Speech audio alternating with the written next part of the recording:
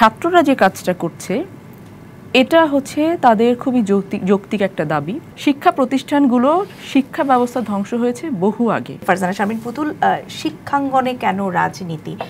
শিক্ষাঙ্গনে আসলে রাজনীতি চর্চা, ছাত্র রাজনীতি যেটি আমরা বুঝি সেটি হয়তো আপনার করা হয়নি, কিন্তু বর্তমান যেই প্রেক্ষাপট, দেশের সবগুলো পাবলিক বিশ্ববিদ্যালয় যদি ভুল না করে থাকে, সেখানে দুই ধরনের আন্দোলন চলছে। শিক্ষার্থীরা করছে একটি দাবিতে কোটা বিরোধী, শিক্ষকরা করছে।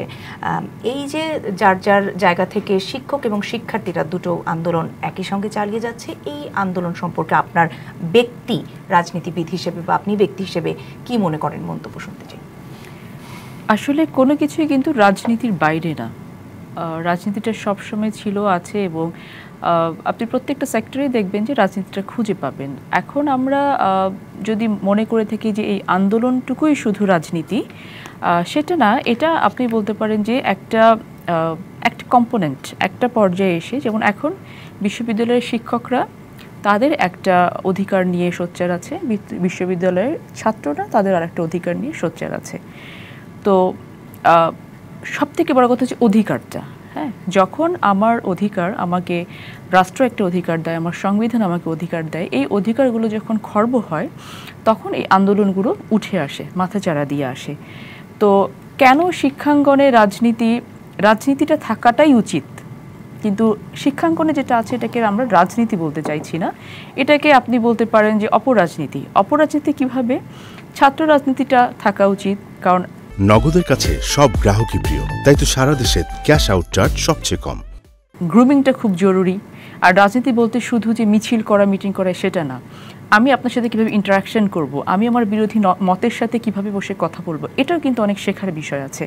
সো ওই জায়গাগুলোতে আমি যদি রাজনীতির জায়গাটাতে একটু পরে যাই, যদি যৌক্তিকতার জায়গাতে আসে যে করছে, কারণ এই দুই আন্দোলনের ফলে কিন্তু শিক্ষাঙ্গন বা শিক্ষা ব্যবস্থা, উচ্চশিক্ষার যেই জায়গাটা, সেটি কিন্তু মোটামুটি স্থবির হয়ে আছে, নিঃসন্দেহে কিছুটা হলেও পিছিয়ে পড়ছে।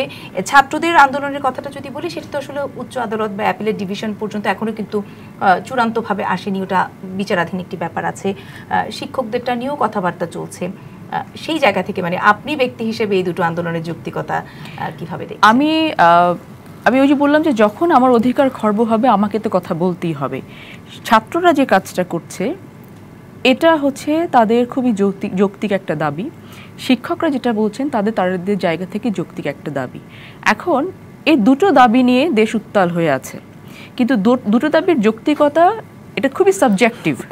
কিন্তু ধরেন এই শিক্ষক সমাজই, এই ছাত্র সমাজই, শিক্ষক সমাজ কিন্তু যখন স্কুল বা কলেজে টিচাররা বেতন ভাতা নিয়ে দিনের পর দিন গিয়ে যখন আপনার শহীদ মিনারের সামনে দাঁড়িয়ে, ওই ইউনিভার্সিটির খুব কাছেই দাঁড়িয়ে যখন তারা আন্দোলন করেছে, সোচ্চার হয়েছে, পিটন খেয়েছে, পুলিশের ধাওয়া খেয়ে বেরিয়ে এসে, তখন কিন্তু এই শিক্ষক সমিতি এখান থেকে বের হয়ে আসেনি, বরং এই শিক্ষক সমিতি কিন্তু তাদের জায়গায় অটল থেকে বিভিন্ন সময় খুবই দ্ব্যর্থহীন করছে, এবং অনেকটাই বলবো যে তাদের কোনো ধরনের রাগঢাক না ঢেকে কিন্তু গভর্নমেন্টের বিভিন্ন স্ট্র্যাটেজির পক্ষে তারা মতামত ব্যক্ত করেছেন, তারপরে পরিপত্র জারি করেছেন, এগুলো করেছেন। তো এখন কথা হচ্ছে যে যৌক্তিকতাটা এটা খুবই সাবজেক্টিভ, এবং আপনি বলতে পারেন যে আজকে তারা কেন আন্দোলন করবে, এটা তো সবাইকে নিয়ে আসা হচ্ছে। পেনশন স্কিম যেটা বলছে, শিক্ষক সমিতি যারা আজকে আন্দোলন করছেন তারা দীর্ঘ 8, 9, 10 বছর ধরে কিন্তু বর্তমানে যারাই পরিপত্রগুলো জারি করছে বা যারাই স্কিমগুলো নিয়ে আসছে তাদের হয়ে বক্তব্য দিয়ে এমন একটা জায়গায় পৌঁছে গেছেন যে এই সিস্টেমটার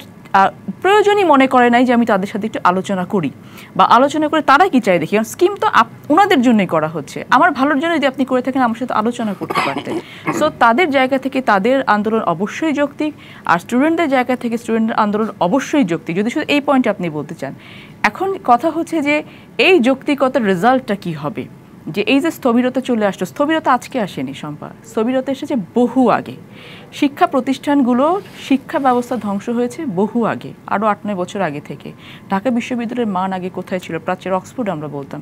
সেখানে এই যে শিক্ষক সমিতি যেটা, এই শিক্ষক সমিতি কি একেবারে আপনি আলাদা করে একটি সরকারের অঙ্গ সংগঠন বলতে পারবেন, একেবারে সাদা চোখে বলতে পারবেন, সেটা তো হওয়া উচিত ছিল না। ঢাকা ইউনিভার্সিটির যে কোনো শিক্ষকের গায়ে যদি একটা হাত পড়ে, সমস্ত শিক্ষকের সেখানে গিয়ে তার সাথে দাঁড়িয়ে প্রটেস্ট করা উচিত ছিল। সেটা কিন্তু আমরা গত একটা দশক ধরেই দেখতে পাইনি। যখন কিন্তু এখন কিন্তু আমরা এই প্রত্যয় স্কিম কিন্তু সব আমি সেটা বলছি যে এখন রংকে এক করে দিয়েছে এবং না সব রঙকে এক করেনি। আমি এবং আপনি কি কথাটা বলতে চাই, জি। প্রত্যেকটা সেক্টরকে দাঁড়াতে হবে। কারণ ওই যে আমরা দেখি না যে যখন আগুন ধরে তখন কিন্তু কোনো ঘর বাদ দিয়ে ধরে না।